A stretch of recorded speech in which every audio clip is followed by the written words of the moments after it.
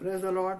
जय मसीह की यीशु शहर। मैं निकोलस कांडेंग आपको फिर से अपने चैनल एल एलोहिम मिनिस्ट्री में आपका स्वागत करता हूँ।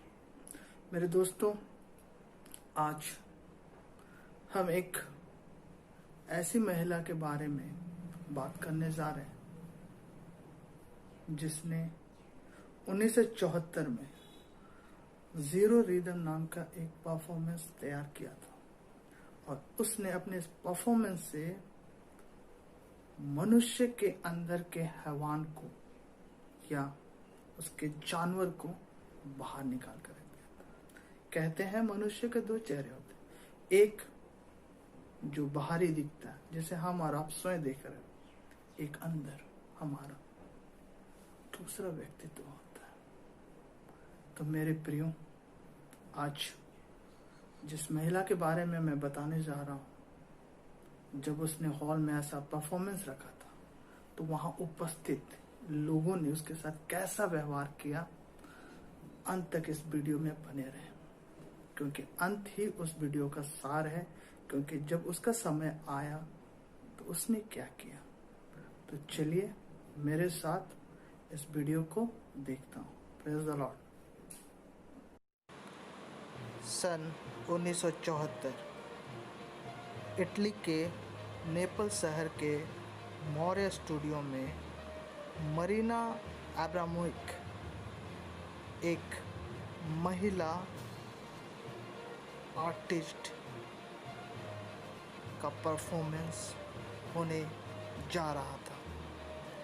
उस परफॉर्मेंस का नाम था आई एम अ ऑब्जेक्ट।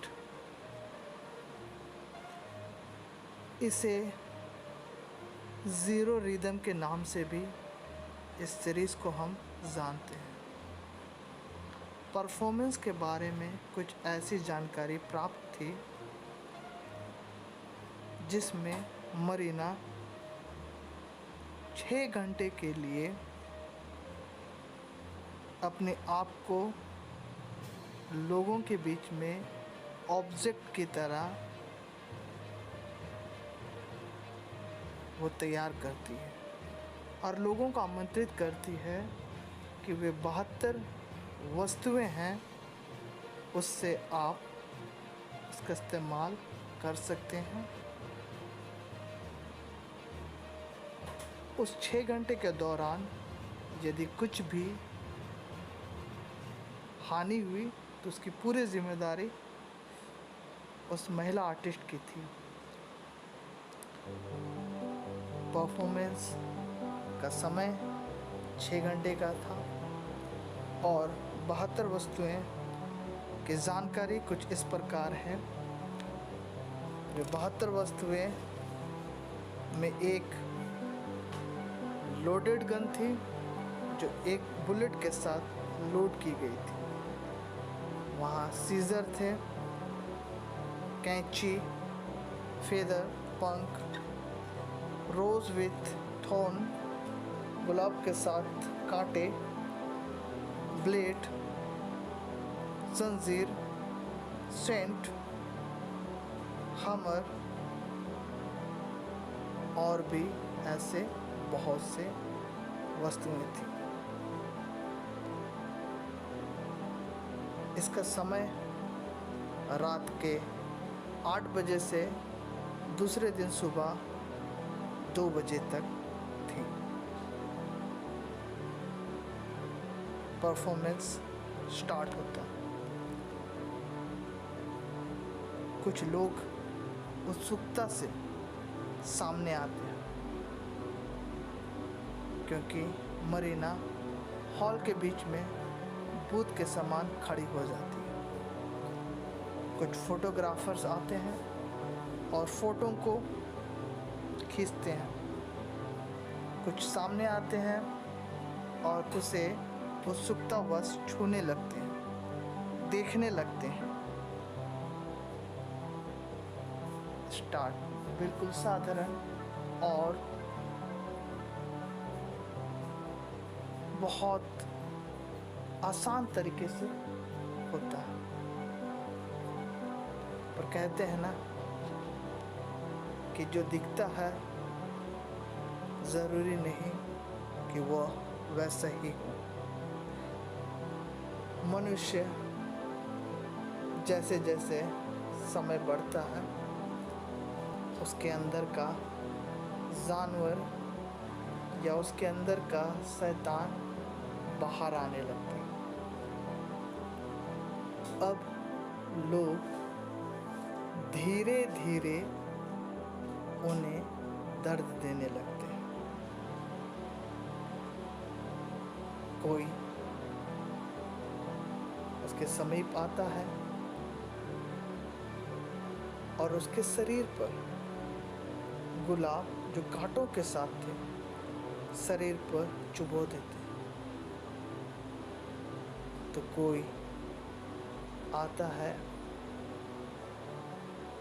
और उसके चेहरे पर अजीब तरह के कार्य करने लगते हैं, उसके सुंदरता के लिए नहीं, वरन उसको क्रूप बनाने के लिए। कोई खड़ा होकर आता है और उसके सर पर इत्र उंडेल देता है। कुछ लोग और आते हैं और उस के स्थान को वो बदल देते हैं और उसे चेयर पर बैठाते हैं, ये सोचकर नहीं कि वो इतनी देर से खड़ी है तो उसे बैठा के आराम दे, नहीं, उस पर एक्सपेरिमेंट करने के लिए कि उसे किस तरीके से यातनाएं दी जाएं।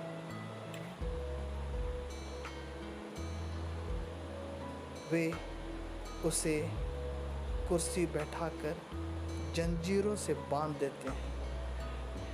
क्रूरता आगे बढ़ती है और आगे बढ़ती है। लोग अब और ज़्यादा उसके साथ बुरा बर्ताव करते हैं। कुछ लोग अब ब्लेड से उसके कपड़े फाड़ने लगते हैं। उनका ये कार्य सिर्फ कपड़ों तक सीमित नहीं रहता, वे उसके बदन पर भी ब्लेड से चीरने लगते हैं। कपड़ों को पूरी तरीके से फाड़ दिया जाता है और उसे नंगा कर दिया जाता है। उस महिला आर्टिस्ट को नंगे कर वहाँ मौजूद बहुत सारे लोग उसकी नंगनता पे हंसते हैं। वे सोचते हैं कि हमने ठीक किया, पर उन्हें जरा सा भी एहसास नहीं हो रहा होता है कि वे अपने इस कार्यों के द्वारा खुद नंगे हो रहे हैं। महिला आर्टिस्ट के आंखों में आंसू आने लगते हैं, पर वे विरोध नहीं करते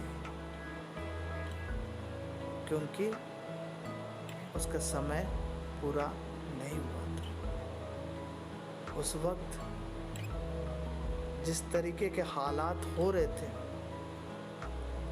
वो महिला के आंसू निकलने का कारण ये हो सकता है कि वो सोच रही होगी कि ये मैंने क्या कर दिया, कहीं मैं गलती तो नहीं कर गई, परंतु अब बहुत देर हो चुकी थी, क्योंकि उसने अपने आप को और मनुष्य के सामने ऑब्जेक्ट की तरह रख दी थी। क्रूरता और आगे बढ़ती है। अब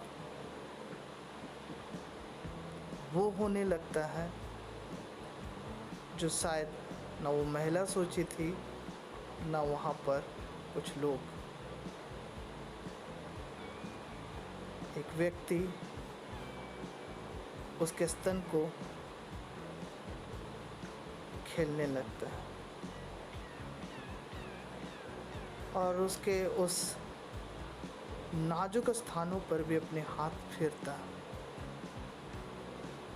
वो महिला एहसास तो कर रही है, परंतु उसको वो कुछ कह नहीं सकती। और भी लोग कुछ इस तरीके का अश्लील हरकत उनके साथ करने लगते हैं। वे उनके शरीर से घिनौने काम करते हैं, अश्लील हरकतें करते हैं। वे उस महिला के आँखों के आंसुओं की परवाह नहीं करते। समय बीतता जाता है। एक व्यक्ति उसके पास आता है और उस लोडेड गन को उस पर तान देता है।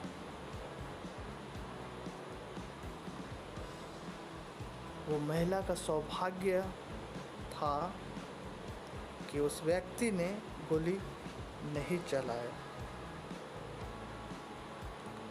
कोई और व्यक्ति आता है और उसी के हाथ में बंदूक थमा के उसके गले में टान देता है और उसके माथे पर एंड लिख दिया जाता है। उस हॉल पर मौजूद हर एक शख्स पूरी तरीके से जानवर या यूं कहें शैतान बन जाता है, क्योंकि उस महिला ने अपने परफॉर्मेंस से मनुष्य के अंदर के अंधकार को, उसके कुरूपता को, उसके जानवर को, उसके शैतान को बाहर ला दिया था। अच्छा व्यवहार तो किसी ने भी उसके साथ ना किया।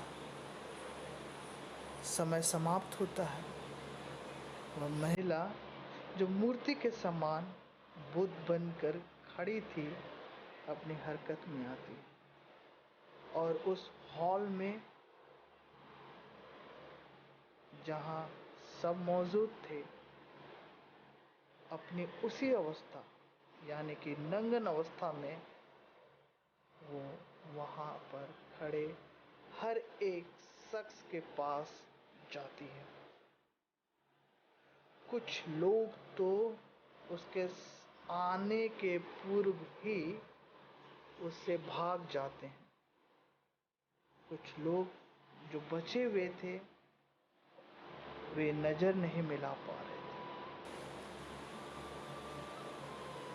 क्योंकि नंगी वहाँ वो महिला आर्टिस्ट नहीं थी। नंगे वे थे जो अभी थोड़ी देर पहले उनके साथ उन्होंने बुरा बर्ताव किया था। मरीना एब्रामिक जब अपने मित्र के पास जाती है और कहती है, I am so lucky that I am alive, they killed me, मैं भाग्यशाली हूँ कि मैं जिंदा हूँ, वे तो लगभग मुझे मार ही दिए थे। जी हाँ, यही कथन थे उस महिला आर्टिस्ट की।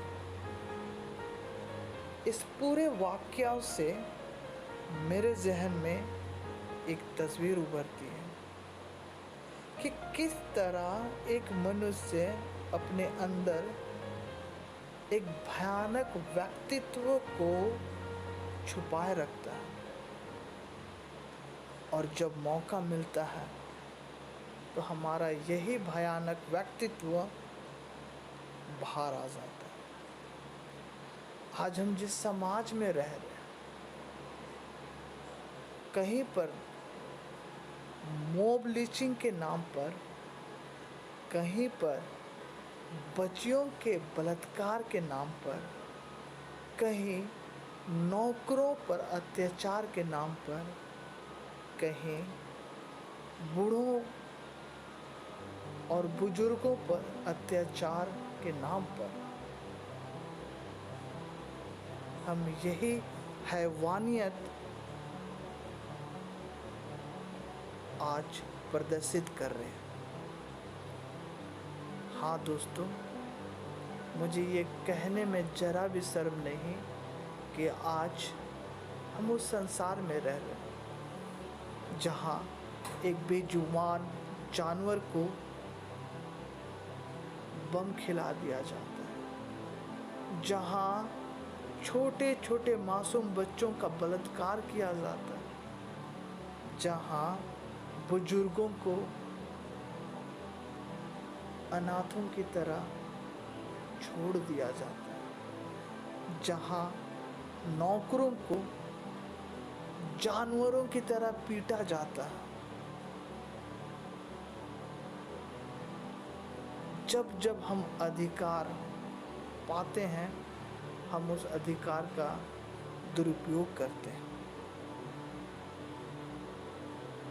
आज हमारे संसार में प्रेम को छोड़ सब कुछ है।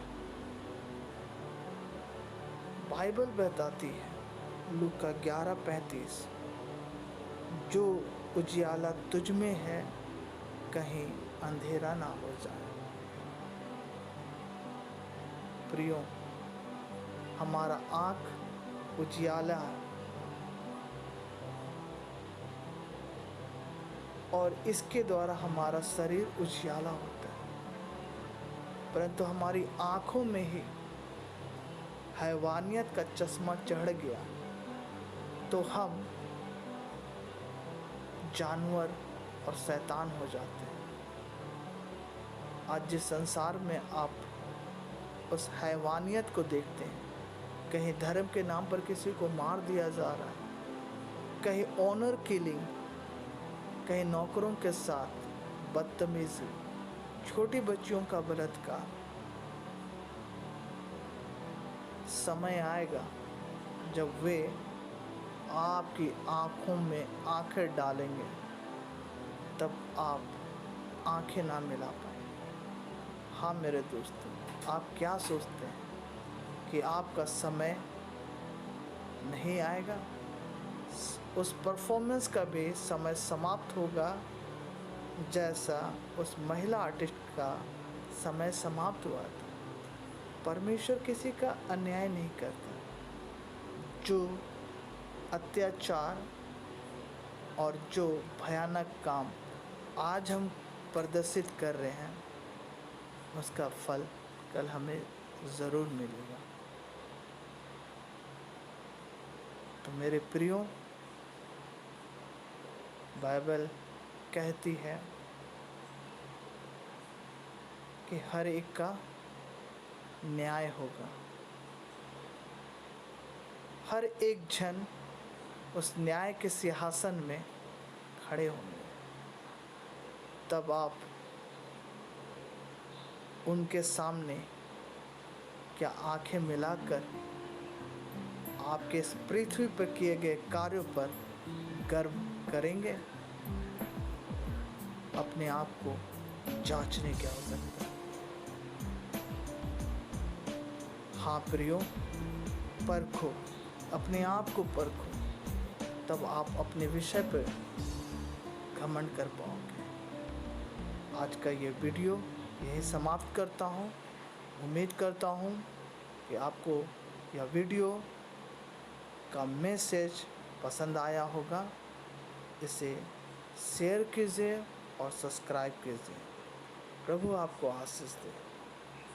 आमीन।